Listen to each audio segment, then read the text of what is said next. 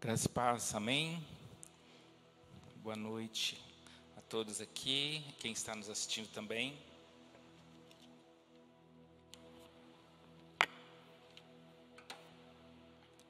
Bom, como já foi divulgado, fui convidado para falar de um tema de muita responsabilidade, né? Esse mês é o Setembro Amarelo, o mês de prevenção ao suicídio, né? E nós, enquanto igreja, precisamos falar sobre isso, né? Nós que estamos aqui, você que está assistindo, vai ficar gravado também para mais pessoas poderem estar assistindo e compartilhando. E vamos fazer uma oração antes de nós começarmos a falar.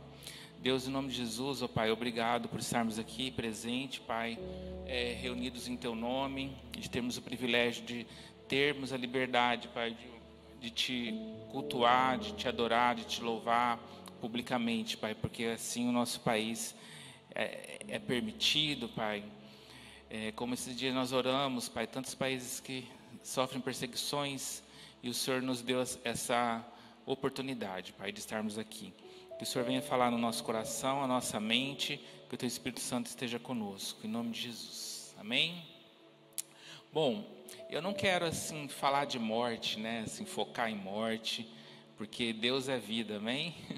Deus é vida, mas assim, alguns assuntos eu vou tocar aqui, porque todos nós estamos sujeitos a passar, a sentir, porque nós somos formados de corpo, alma e espírito. E nós vivemos num mundo que jaz do maligno e passamos por tribulações, por provações. A palavra fala que no mundo tereis aflições, mas saiba que eu venci o mundo, né? Cristo Jesus, e nós somos chamados para sermos vencedores também. E pode projetar alguns slides que eu preparei aqui. E quando eu falo sobre esse tema, eu não foco nele, né? Tanto é quando às vezes eu vou fazer alguma palestra em algum lugar, eu nem cito o nome suicídio, né? Eu procuro falar esse tema, esse título aqui, ó. Conheça a si mesmo e seja feliz. Então a gente vai iniciar a nossa fala sobre essa questão de se conhecer, conhecer a si mesmo e ser feliz, né? Felicidade. Mas não aquela ditadura da felicidade que a gente tem vivido hoje em dia, principalmente devido à questão das redes sociais, dos engajamentos, das curtidas, como se tudo fosse somente na vertente feliz. Mas a gente tem os nossos momentos de tristeza, os nossos sentimentos.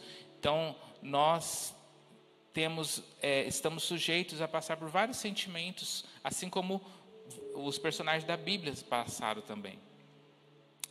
E a palavra de Deus fala que conheça, amai a Deus acima de todas as coisas e ao teu próximo como a ti mesmo. E quando a gente fala de amar, a gente está falando de intimidade. Nós estamos falando de conhecer ao outro, conhecer a pessoa com quem a gente tem intimidade. Amor é entrega, né? É você receber, é você conhecer e ser conhecido. Obrigado, Boina. E quando a gente fala amar a Deus acima de todas as coisas, é acima de todas as coisas, até mesmo das pessoas que a gente mais ama, que mais a gente tem intimidade, da família, esposa, esposo, namorado, namorada, mãe, pai, filhos, trabalho. Deus acima de todas as coisas, e até mesmo acima de nós mesmos. Amar a Deus, conhecer a Deus, e ao teu próximo como a ti mesmo. Então, para que eu possa ter uma vida saudável, de relacionamento no dia a dia, com as pessoas com quem eu amo, e com as pessoas que não me amam, porque a palavra de Deus fala também que a gente tem que orar pelos nossos inimigos. A gente não convive só com pessoas que querem nosso bem. A gente convive com pessoas que também fazem mal para a gente, sim ou não? Né?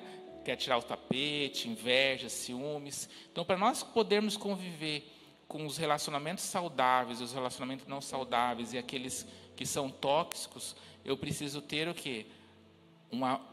Amar a Deus acima de todas as coisas e ao teu próximo como a ti mesmo. É um relacionamento de conhecer que a gente chama de intrapessoal.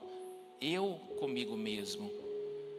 E quando a gente fala de conhecer a Deus, é impossível conhecer a Deus sem se conhecer a si mesmo. Tanto é que tem várias, né, passagens da Bíblia que quando Deus mostrou quem Ele era, quem Ele é, temeram. Caim temeu a Deus. Pedro, Tiago e João temeu quando Jesus se transfigurou, né? Moisés queria ver a face de Deus, mas não pôde, na fenda da rocha, e ele temeu. Porque quando a gente se aproxima de Deus, a gente passa a nos enxergar e ver quem nós somos. Lá no Jardim do Éden, não havia pecado, né? Tanto é que Adão e Eva andavam nus, né? Como ali era no Jardim do Éden. A partir do momento que teve o pecado, tiveram que fazer vestes, cobrir aquilo que causava vergonha, né? As vestes é uma representação do pecado, cobrir a vergonha daquilo que a gente foge, daquilo que ele fugiu. Então eles temeram a Deus, então eles se cobriram. Então a gente tem muito essa atitude de se cobrir, se esconder as nossas vergonhas e aquilo que nos causa dor. Por isso a gente passa a ter um relacionamento com Deus limitado. A gente não se transfigura para Deus e não permite que Deus nos transfigure também. E aí o que a gente faz? A gente desloca para o mundo aqui fora, né? Por isso que a palavra fala que adianta ganhar o mundo todo e perder a sua alma. Aí a gente entra num processo de buscar o ter e a gente vai angustiar esse ser. Um abandono de si mesmo, né? Um distanciamento até mesmo do propósito que Deus tem para nossas vidas, a ponto de a gente ficar tão focado nas coisas, no ter, que quando acontece alguma questão de perdas, de situações, eu acabo não perdendo até mesmo o prazer pela vida, né? Desejando despedir do mundo dos viventes. Então, todo esse processo, todos nós estamos sujeitos a passar. Muitos personagens da Bíblia, né? Então, a nossa proposta hoje aqui é focar em conheça a si mesmo e seja feliz. E, geralmente, quando a gente fala de conhecer a si mesmo, a gente vai se deparar com as nossas angústias, com nossos medos, né, com as nossas vergonhas, como já foi falado, mas a gente vai se deparar também com os nossos potenciais, com a nossa competência, com o nosso lado melhor, que muitas vezes está reprimido ali, porque a gente já se decepcionou com os invejosos da vida, né, os controladores sociais, que querem, até mesmo são usados pelo inimigo para tentar roubar de nós o nosso melhor. Então está tudo ali reprimido. E o que Deus quer para nós é a gente se conhecer. E para ser feliz, para passar por um processo de cura e restauração. E eu quero assim, pode passar o próximo slide, perguntar para você, e você pode, né, responder para você mesmo, sobre autoestima. O que é autoestima? Autoconhecimento, se conhecer, autoestima, autopercepção, a gente perceber a nós mesmos. Não é algo egoísta, mas é algo que a própria palavra fala. Amarás a Deus acima de todas as coisas, é o teu próximo como a ti mesmo. Primeiro sou eu. Primeiro é eu me conhecer, eu ter a segurança desse amor por mim e, ao mesmo tempo, eu receber esse amor de Deus, porque eu amo Deus acima de todas as coisas, até mesmo acima de mim mesmo. É uma conexão, é uma busca, é um encontro pessoal, eu comigo mesmo e com Deus. Aqueles momentos que a gente às vezes passa sozinho, pensando, refletindo, né? Aquela intimidade que às vezes a pessoa mais íntima nossa pode não entender, que são aqueles segredos que a gente tem conosco, com Deus, alguma coisa que até Deus nos mostra, e às vezes você tenta falar para as pessoas, buscar uma afirmação, as pessoas não entendem. A gente nunca pode perder essa questão aqui. Mas, enfim, autoestima, o que é autoestima? Nós somos condicionados desde criança, né, para, por exemplo, quando nasce, né, eu falo que a mulher está grávida, mas o homem está grávido também, emocionalmente, né, o casal está grávido, está prestes a vir um filho ao mundo. A primeira preocupação é o pré-natal, depois a criança nasce, é o pediatra, né, cuidado com o corpo, a questão do espiritual, apresentar aqui na frente a espiritualidade, a fé em Deus, depois a escola, a profissionalização. Então a gente sempre desde criança, condicionado a cuidar do corpo, a fé, né, o espiritual, e os estudos e a profissão. E somos condicionados desde pequeno o que é a nossa competência, a nossa conquista. E muitas vezes quando a gente fala, estar bem, autoestima é estar bem, aquilo é quando a gente é valorizado pelo que a gente faz, pelo que a gente conquista. E a gente vai na vertente do mundo do ter, não é verdade? Então, desde criança, só que quando a gente fala questão de emocional, de autoconhecimento, que a própria palavra fala também, isso não é falado. Tanto é que, muito tempo atrás, foi feita uma pesquisa sobre prevenção ao suicídio. E resumindo da história, chegaram à conclusão, acho que é na Suíça, que é um país muito frio, geralmente o lugar que tem mais, as temperaturas são mais baixas, os índices são maiores.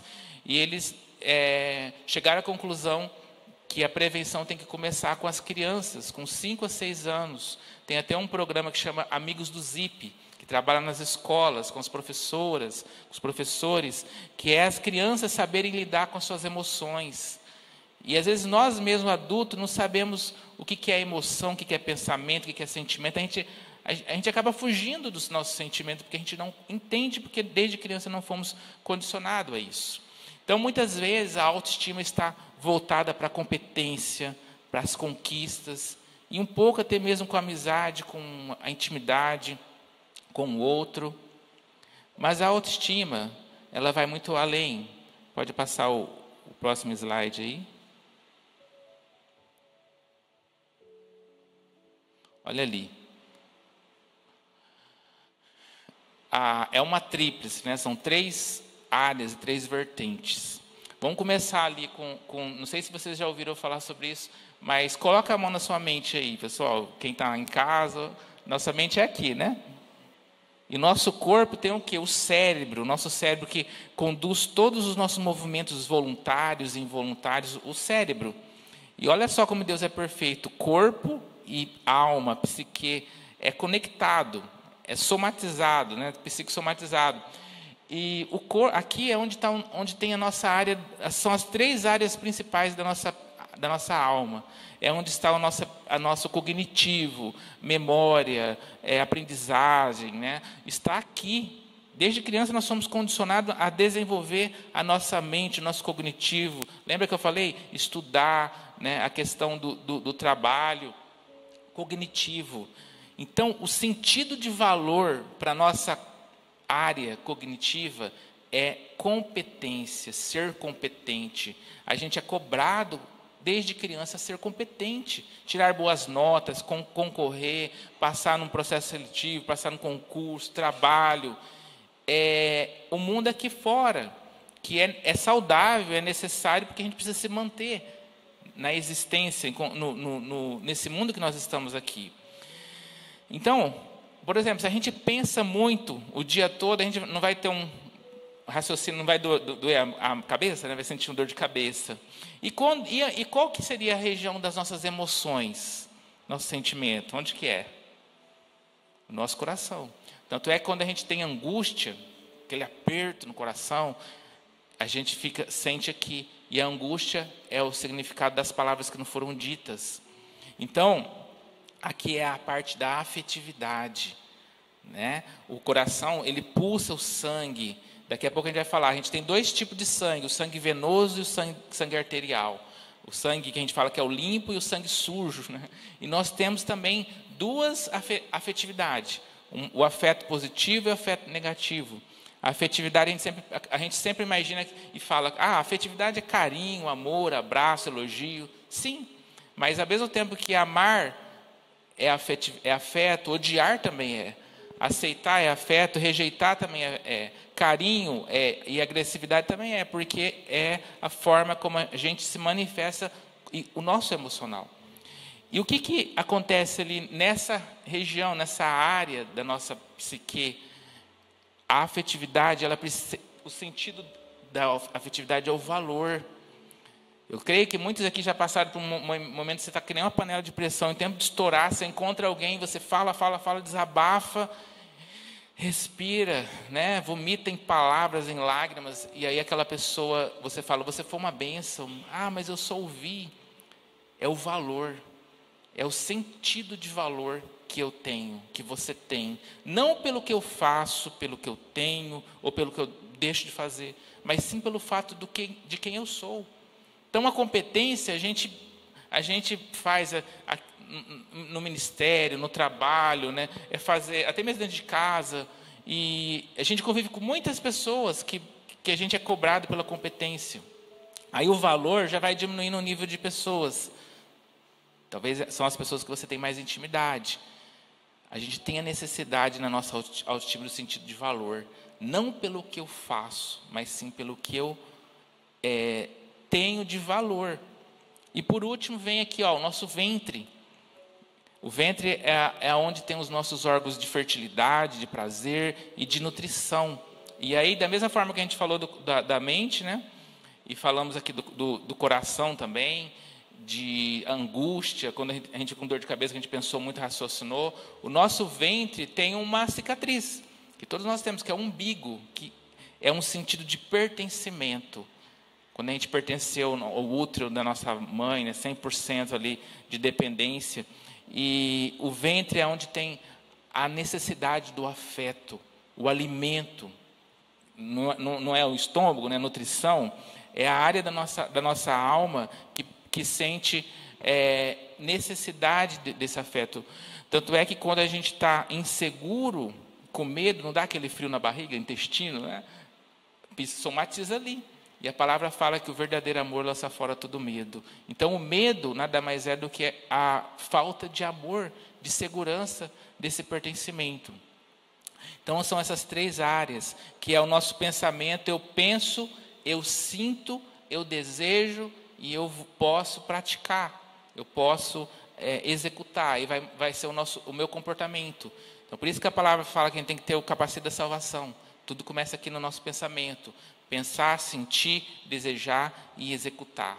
Por isso, a autoestima não é somente na nossa competência. É nessas três áreas, olha lá.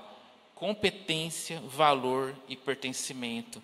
Mas sempre quando a gente fala de autoestima, a gente sempre vai pela competência, porque a gente foi conduzido desde criança a essa questão. Mas a autoestima são esses três. Aí eu pergunto, nós somos cobrados mais em qual área? Na competência, no valor ou no pertencimento? No dia a dia, assim, em qual área? Na competência, né? O tempo todo. As nossas funções, as nossas responsabilidades, o tempo todo. E a gente foca nisso, e é saudável, buscar estudar, buscar o melhor. Depois tem o nosso valor. Agora, o que é o pertencimento? É a conectar consigo mesmo. É desligar de tudo e principalmente conectar com Deus. O cordão umbilical foi cortado da nossa mãe, mas emocionalmente e espiritualmente esse cordão umbilical não pode ser desconectado de Deus. E geralmente o pertencimento a gente vive nos momentos de mais intimidade conosco mesmo ou com aquelas pessoas que a gente tem muita intimidade, né? Existe você pode ter amigos, sabe aquela pessoa que você pode contar com ela o tempo todo, né? Às vezes você lembra, você conta com aquela pessoa, ela é seu amigo ou sua amiga, mas a intimidade é quando um sabe do outro, uma troca. E em Provérbios 18 fala, aquele que se isola insurge contra a verdadeira sabedoria, busca o seu próprio interesse. A gente precisa do outro, até mesmo para se conhecer. E esse pertencimento é a base da nossa existência, é a base da nossa autoestima. Para a criança, né, o colo, a segurança, o verdadeiro amor lança fora todo medo. Por isso que são essas 3 áreas. Só que a gente sempre foca mais na competência, que é aquilo que nos cobra, mas não nos dá base de segurança. E o mais importante é o pertencimento. Vocês estão entendendo, gente? O pertencimento, a quem eu pertenço, quem pertence a mim. É a conexão nossa com Deus, amar a Deus acima de todas as coisas e a teu próximo como a ti mesmo. É eu comigo mesmo e com Deus, e você com você mesmo e com Deus, principalmente com Deus, para depois para com o nosso próximo, para depois para com o nosso próximo. Próximo slide aí.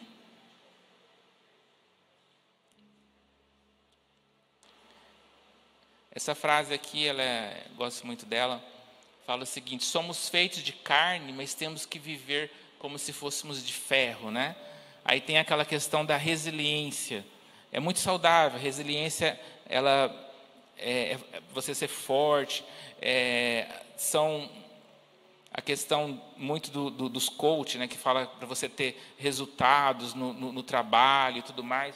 Mas a resiliência, ela não veio da saúde mental aqui, ela veio do cimento, do elástico, né? E a gente tem que tomar muito cuidado com essa questão assim, eu tenho que ser sempre forte, porque a palavra de Deus fala que é na nossa fraqueza que a força dele se aperfeiçoa. A gente tem que realmente, aqui fora, na nossa competência, ser forte, mas diante de Deus a gente tem que se quebrantar, ser quebrantado. O pertencimento, a gente se quebrantar. Quando eu falei da ditadura da felicidade, é que hoje em dia todo mundo tem que ser feliz. E às vezes a pessoa está lá, deprê, chorando, e dá uma arrumada lá, tira foto e mostra só, como se a gente não pudesse ter acesso aos sentimentos que não são saudáveis dentro da gente. Mas a gente tem que colocar para fora. Primeiramente com Deus, confessar, vomita tudo aquilo que você nunca falou. E não ande só. Porque aquilo que a gente nunca fala pode enraizar dentro da gente e se tornar em adoecimento para a nossa alma. Pode passar? Essa figura aí, né, eu gosto muito dela, autoconhecimento, olhar no espelho. O espelho a gente sempre olha quando a gente está preocupado com a nossa imagem para com o outro, né? E espelho significa especular. É quando é muito além do que eu estou olhando ali, preocupado com o outro. É olhar no espelho e ver quem eu sou no espelho, que é o que a palavra de Deus quer que nós façamos e sejamos também. Pode passar. O próximo. Eu falei sobre a necessidade de falar, né? Nós temos necessidade de verbalizar. Lembra quando eu falei da panela de pressão? Quando a gente está ali sobrecarregado, a gente fala, e a gente consegue até organizar nosso pensamento, a gente consegue, a gente tira aquele fardo, aquele peso. A própria palavra também fala que a gente tem que confessar os nossos pecados. Salmos 32 fala que enquanto eu calei os meus pecados, meus ossos se tornou em sequidão de estio, meus ossos se desvanecia e meu humor se tornou em sequidão de estio. Enquanto eu me calei, adoeceu o meu corpo, né, somatizou, e também adoeceu a minha alma, sequidão de estio, falta de afeto. E em Tiago 5, versículo 16, fala que confessar os pecados uns aos outros, orai um pelos outros para serdes curados. Então a gente tem que falar tudo para Deus. Às vezes a gente tem um equívoco no meio evangélico. Eu resolvo tudo com Deus, eu falo tudo com Deus. Amém. Lembra que eu falei do pertencimento, intimidade com Deus? Sim. Só que tem coisas na nossa vida que a gente precisa ter alguém para falar. Com uma pessoa que seja uma pessoa sábia, de autoridade, que eu preciso falar, preciso confessar. Porque aquilo que eu não falo, além de adoecer minha alma e minha psique, torna-se legalismo para o inimigo. Onde trazei luz às minhas trevas, onde as trevas é legalismo para o diabo, ficar ali na nossa seta, na nossa cabeça lançando seta. Mas quando a gente confessa, a gente vomita, o Espírito Santo vai atuar, vai entrar ali onde a terra era sem forma e vazia, trevas, o Espírito Santo vem através da palavra, né? E ali está falando, ó, nós temos a palavra dita, a palavra bendita, maldita, não dita. Eu sempre falo sobre isso. A palavra dita é quando a gente fala para se comunicar. Garçom, dá-me o cardápio. A bendita vem de bênção, bem dizer. É quando eu falo algo que tem bênção, palavras positivas. E a maldita é de maldizer. Você é um fracasso. A outra é, você vai ser uma bênção. Então, as nossas palavras levam o nosso teor emocional. E a palavra não dita, 3 pontinhos ali, reticências, é um pântano. É quando eu não falei, eu me calei.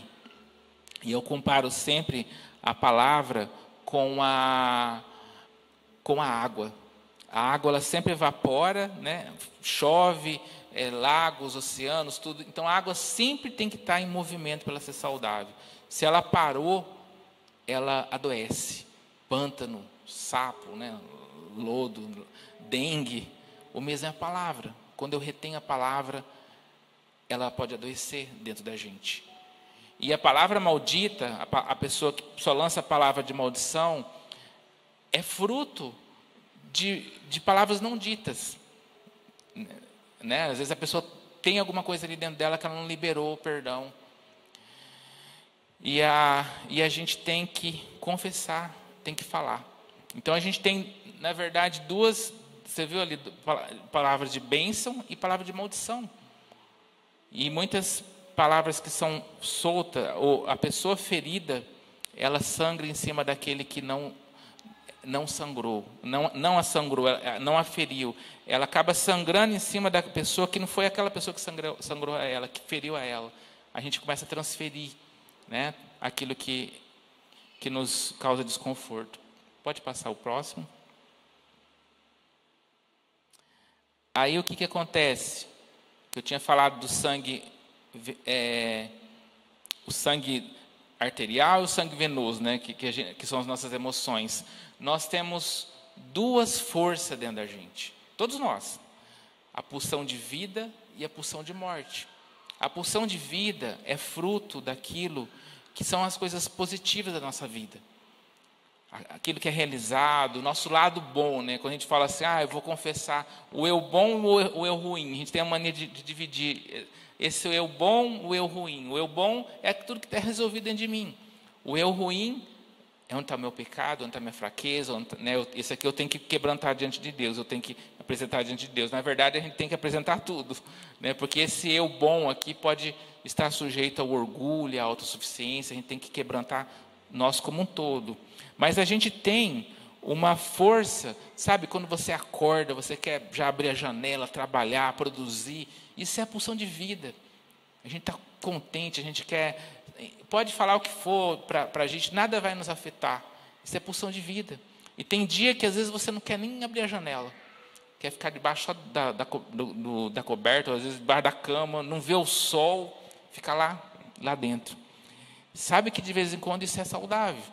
Se dê o direito de ter esse momento só você ali e tal, que é um momento que você vai estar consigo mesmo, questionando algumas coisas com Deus, algumas dúvidas. Isso é saudável. O que não pode ser é contínuo, né? Ser incapacitante. Mas a gente tem essa pulsão de vida e a pulsão de morte. A pulsão de vida é tudo aquilo que eu falo, que são as minhas histórias elaboradas. Quando a gente fala de luto, você passou por uma situação assim difícil na vida, que você pode, todos nós temos nossas histórias. Aquilo que eu consigo falar, que eu consigo verbalizar e até trazer uma lição de vida, sem embargar minha voz, é sinal que eu tenho, é um luto elaborado, é uma pulsão de vida. Agora, aquilo que eu não consigo falar, vamos colocar uma pedra nesse assunto, a gente carrega o assunto mal resolvido, ainda carrega pedra. Isso é um luto que não foi elaborado. Então, aquilo que é livre dentro de mim, né, não tem prisões, é minha pulsão de vida. Lições de vida, eu quero ajudar pessoas naquilo que é a autoridade da minha vida. Agora, aquilo que está esquecido, mas não é inexistente, acaba de vez em quando aflorando na gente, e é a pulsão de morte. as frustrações, as coisas que eu não quero tocar na minha vida, na nossa vida.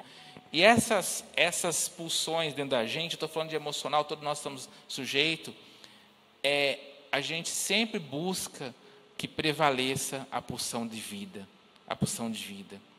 Mas é possível que em algum momento da nossa vida a pulsão de morte pode prevalecer. Algumas situações pontuais, é claro, a gente tiver um problema muito sério, né?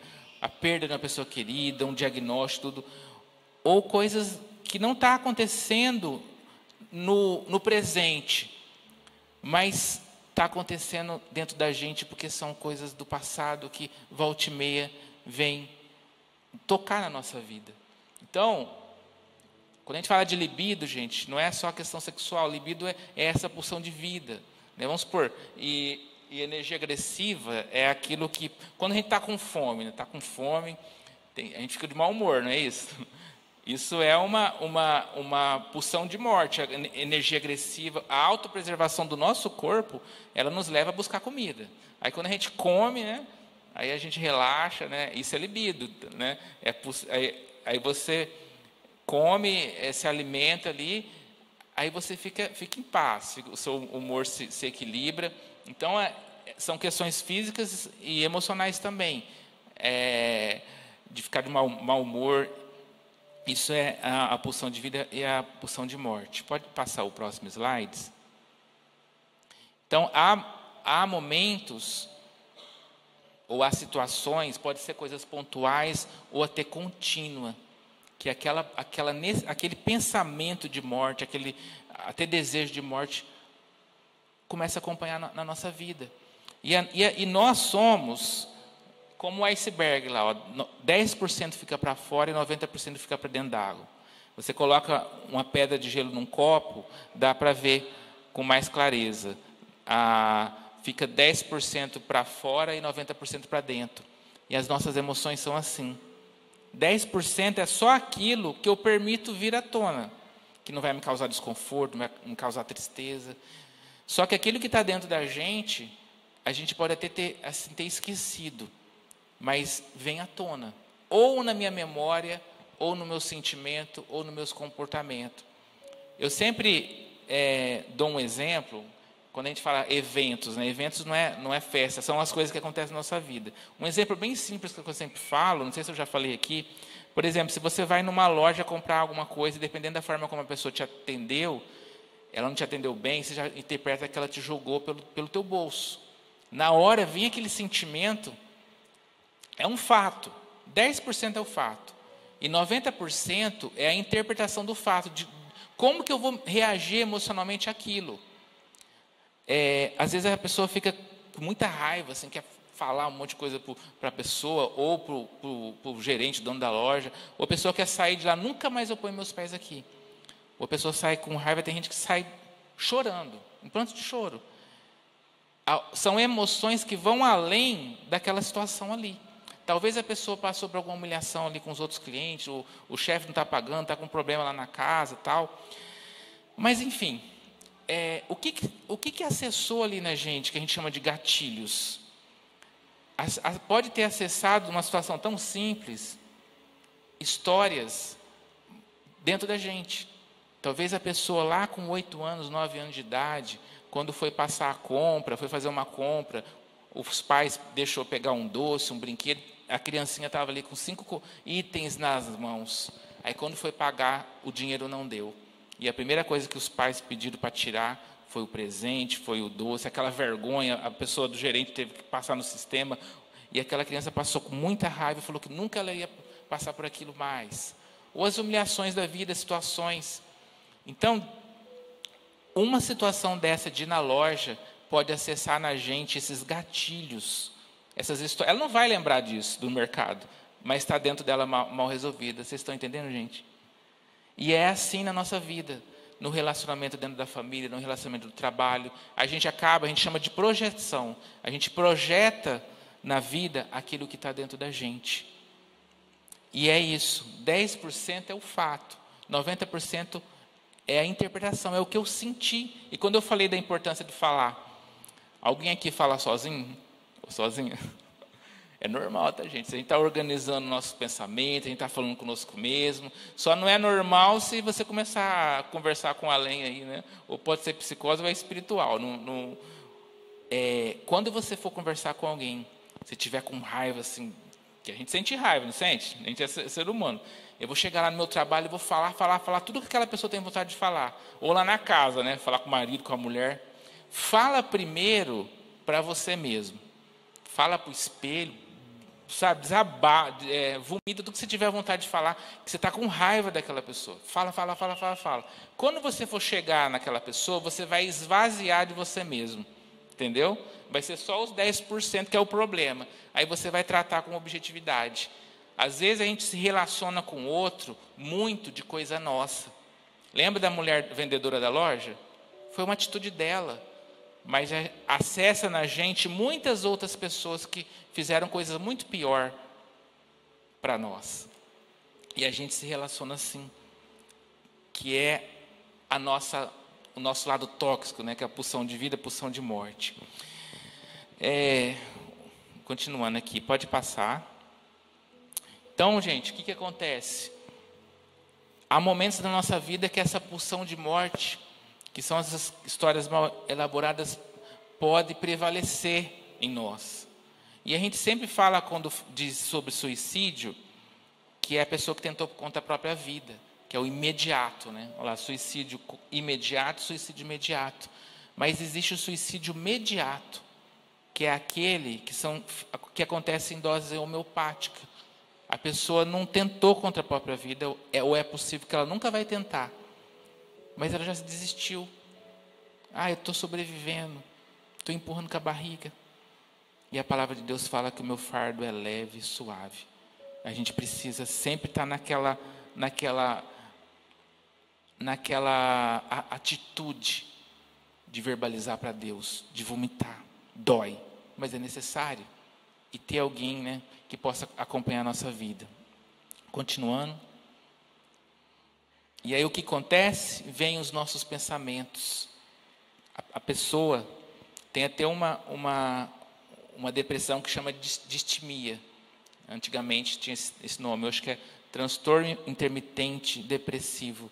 É aquele que a pessoa sempre está numa depressão não incapacitante. Mas é isso que eu estou falando. Está no pensamento.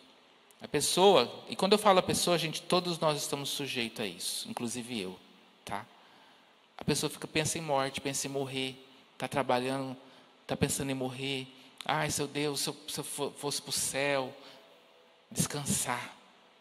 Aí vai para um outro nível, que são processos de suicídio, que é o planejamento.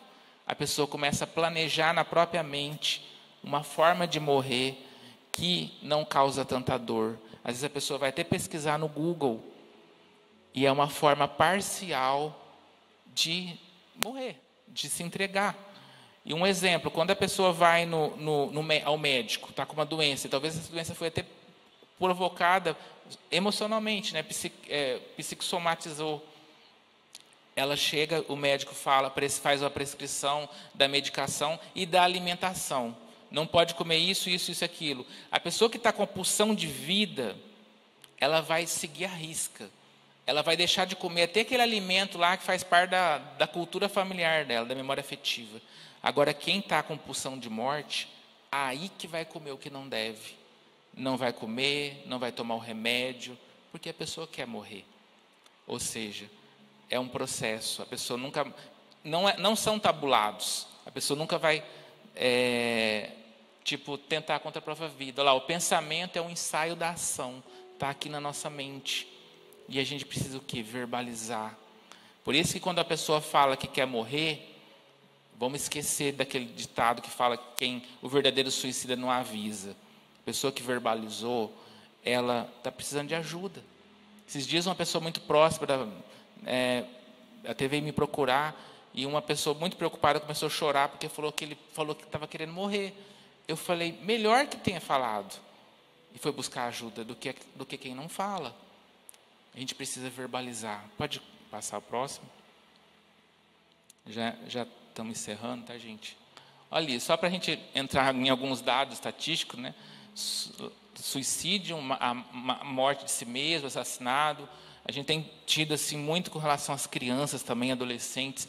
36% um aumento de depressão em adolescentes, 200% de suicídio de 10 a 14. A idade de 15 a 29 anos é a terceira causa de morte. 800 mil morte mundial. E no Brasil é o 8º país. 78% dos homens que suicidam e 22% mulheres. Então, há um número, pode passar, um número muito maior de suicídio de homens, muito gritante. Olha só, 78% de mortes são homens. Os índices de pessoas de situação de rua maior são de homens, presos, alcoolismo, acidente de carro, né? Porque, gente, você lembra quando eu falei do suicídio inconsciente?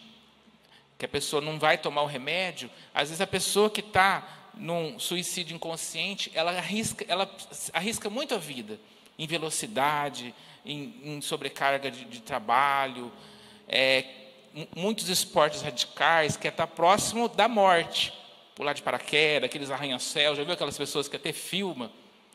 É um sentimento de ideação suicídio, um sentimento parcial de estar próximo da morte. Olha lá, e os homens, primeiro forma de enforcamento, tanto homem quanto mulher, e os homens são as armas, então é fatal. E a mulher envenenamento, assim, medicação, então dá tempo de salvar. E por último, salto. Então, o que acontece? As mulheres têm mais, desde criança, pode chorar, pode ter contato com as emoções. As mulheres se cuidam até mesmo da questão de ginecologia, da questão da saúde da mulher. Então, a mulher está mais próxima da sua questão das emoções. E os homens nós homens somos condicionados a ser forte. O homem não chora, para ser forte. E por isso que a estatística fala muito sobre isso. Tá? E algo que não é falado, mas eu vou citar aqui, gente, a mulher, ela pode errar, ela pode ter, assim, saber lidar mais com as frustrações e com as fraquezas. E a mulher cuida mais da sua saúde sexual. E os homens não. Nem pode falar, nem pode tocar. E um pano de fundo da ideação suicida são disfunções sexuais. As mulheres, elas falam sobre isso, porque desde criança ela é trabalhada sobre isso, mas os homens não. E muitas situações, da mesma forma que a mulher às vezes tem a questão de reposição hormonal, ter que cuidar da saúde, os homens também têm a questão de perdas, principalmente a partir dos 35 anos, de testosterona e tudo mais, a 40 anos, e os homens passam por questões da sua saúde sexual, mas não fala, se cala. E aí entra num mundo de cárcere privado, porque o homem não pode, tem que ser forte. O homem não pode falhar em nada. Vocês estão entendendo o que eu estou dizendo? E aí o homem entra num cárcere privado e não verbaliza. E 78% dos homens, que é o índice do suicídio, não procuram um profissional. Você lembra que eu falei que a mulher desde criança, desde pequena, ela vai, que é um profissional da área e tudo mais. Então, um pano de fundo é isso também. E a gente tem que, a igreja, falar sobre isso. Esse tempo atrás, no grupo de homens, foi falado sobre essa questão aí. E a gente tem que se cuidar da nossa saúde física e tudo mais. Pode passar?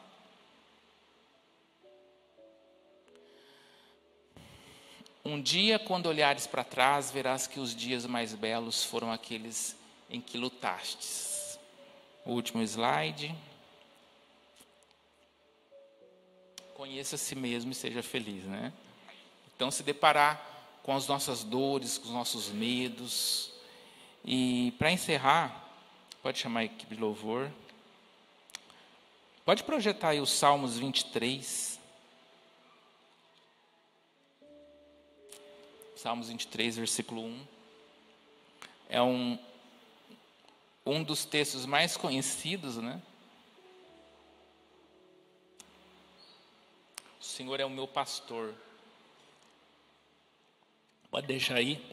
O Senhor é meu pastor e nada me faltará. Então, lembra quando eu falei, amarás a Deus acima de todas as coisas e ao teu próximo como a ti mesmo? Como que está esse pastoreado de Deus na sua vida, na nossa vida? O Senhor é meu pastor, nada me faltará. O pastor que cuida das feridas da ovelha, o pastor que tem intimidade, a ovelha que tem intimidade a ele. Porque antes de eu ser forte, de cuidar dos meus, das minhas responsabilidades, eu tenho que ser cuidado, né?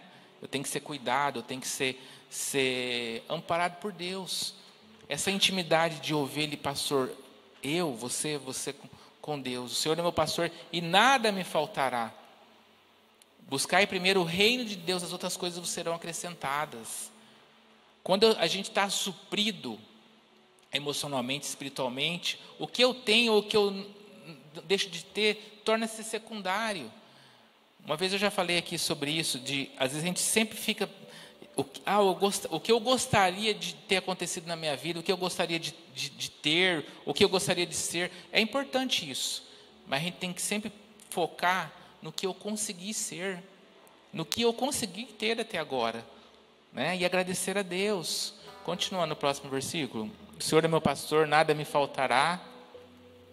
Ele me faz repousar em pastos verdejantes, leva-me para junto das águas de descanso. Próximo versículo. Refrigera minha alma, guia-me pelas veredas da justiça, por amor do seu nome. Aqui, ainda que eu ande pelo vale da sombra da morte, não temerei mal nenhum, porque tu estás comigo. Teu bordão e o teu cajado me consolam. Amém. Vamos colocar em pé. Deus, um dos textos mais conhecidos, Pai, do mundo, Pai, que é Salmos 23, do Brasil, que a gente conhece, fala sobre isso. Ainda que eu passe pelo vale da sombra da morte, não temerei mal algum. Eu quero falar com você aqui agora. Você fecha os seus olhos. Como que está a sua intimidade com esse pastor? O Senhor é meu pastor e nada me faltará. Aquilo que você está almejando, que está faltando para você, para nós, está gastando tanto a minha energia, sugando tanto a minha energia, a ponto de eu perder a essência de quem eu sou em Deus. E eu quero falar para você que tem pensado muito em morte, tem planejado, desejado a morte. Primeiro, busca ajuda, cuide da sua saúde mental, física, e não ande só. Como a palavra fala, que nós citamos aqui em Provérbios 18, versículo 1, aquele que se isola, insurge-se contra a verdadeira sabedoria de Deus, busca o seu próprio interesse. Não ande só. Não, o fardo de Deus é leve. Divida esse peso emocional com alguém que seja autoridade, alguém que seja sábio para a sua vida. Porque aquilo, não existe segredo, não existe pecado tão grande que não possa ser curado, restaurado em Deus. Mas esse fardo pesado, ele pode estar adoecendo a nossa alma e roubando a presença de Deus, e ser um legalismo, o diabo ficar atacando a sua mente, atacando as suas emoções. Mas a partir do momento que a gente verbaliza, a gente confessa a libertação e a cura. Não ande só. Em nome de Jesus, ó Pai, nós queremos declarar, Pai, a tua unção, Pai, a tua presença, o teu refrigério, Pai. E nós queremos declarar na nossa vida que o Senhor é o meu pastor e nada nos faltará, Pai. Nesse momento, Pai, quem está nos ouvindo ou quem vai assistir essa mensagem, que o teu coração pode se tocar, e nós queremos, Pai, também repreender todo espírito de morte, Pai, porque nossa luta não é contra a carne ou sangue, mas sim contra principados e potestades. Nós repreendemos, Pai, todo espírito de morte das nossas vidas, da vida da nossa família, Pai. Quebra essa maldição, em nome de Jesus, amém.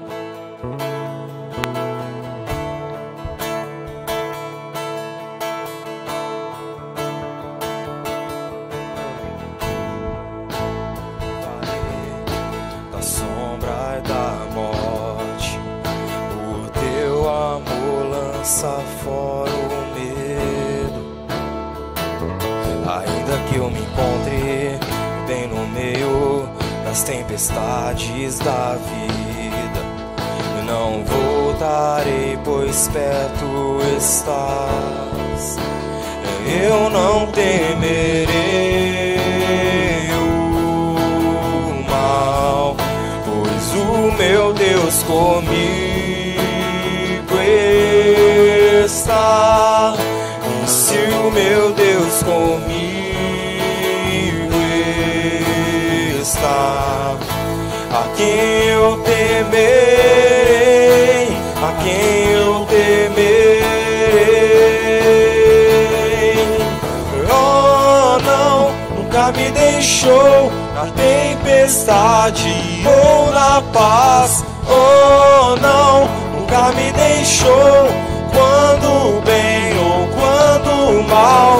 Oh não, nunca me deixou. Oh Senhor, nunca me deixou.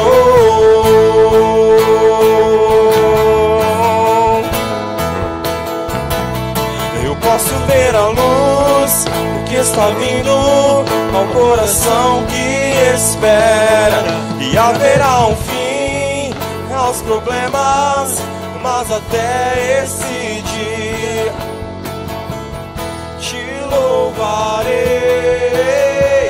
te louvarei.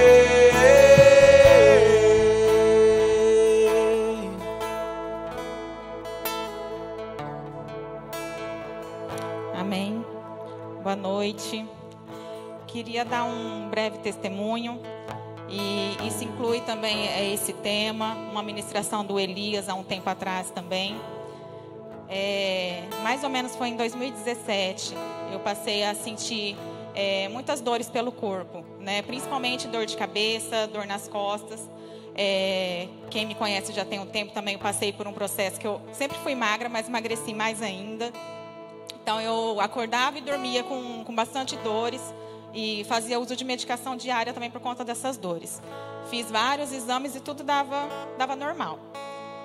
Nesse ano de 2017 eu também passei por bastante tribulações no meu serviço, né? Então me deixou bastante desanimada e foi agravando mais ainda essa minha situação. E também foi nesse ano que a gente iniciou os nossos exames de investigação do porquê que a gente ainda não tinha conseguido engravidar, porque já fazia mais de um ano que eu tinha parado de tomar remédio. Bom, e aí as coisas foram tomando proporções maiores ainda, e foi uma mistura de muita tristeza e muita injustiça que tomava conta de mim.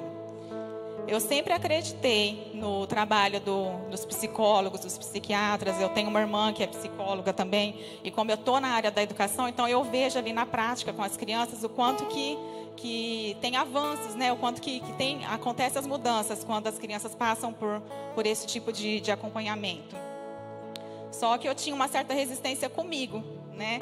Porque por mais que os médicos já tinham falado, porque nos meus exames não dava nada, né? Então eles já tinham orientado para mim estar procurando também um psicólogo, né? Que eu precisava, que poderia ser coisas da mente, da alma, né?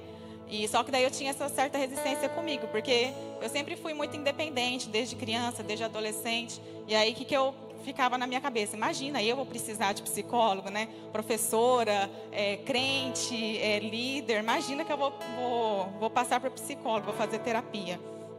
E aí, o que vão pensar de mim? Também era muito que passava na minha cabeça, né? E aí foi quando, em 2018,